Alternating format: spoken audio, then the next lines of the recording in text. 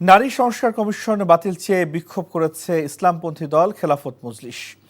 বাদ-জুমা বাইতুল মোকাররম মসজিদের উত্তর গেটে সংস্কার কমিশনের সুপারিশগুলো প্রত্যাখ্যান করে বিক্ষোভ করা হয়। ইসলামী স্কলারদের অন্তর্ভুক্ত করে নতুন করে কমিশন গঠনের দাবিও জানানো হয়। সুপারিশগুলো বাস্তবায়ন হলে বিভিন্ন সামাজিক ও পারিবারিক সমস্যা দেখা দিবে বলেও জানান দলটির আমির মাওলানা আহমেদ আলী কাশিমি। বলেন, নারী বিষয়ক সংস্কার কমিশনের দাবিগুলো ইসলাম বিদ্বেষী। প্রধান উপদেষ্টার কাছে নারী সংস্কার কমিশন প্রতিবেদন জমা দেওয়ার পর ধর্মীয় নেতাদের মধ্যে এ নিয়ে সমালোচনা শুরু হয়। এ সময় ভারতে চলমান মুসলিম নির্যাতন বন্ধেও বিক্ষোভ হয়। পরে একটি মিছিল বাইতুল মোকাররম থেকে শুরু হয়ে পল্টন মোড়ে এসে শেষ হয়।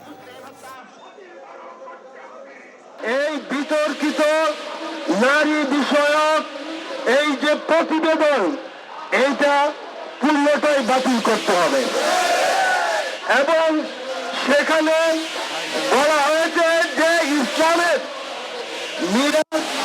বন্টনের দ্বারাতে নারীদের সাথে বৈষম্য হয়েছে, বরং এটা কোরআন বিরোধী, ইসলাম বিরোধী, ধর্ম বিরোধী।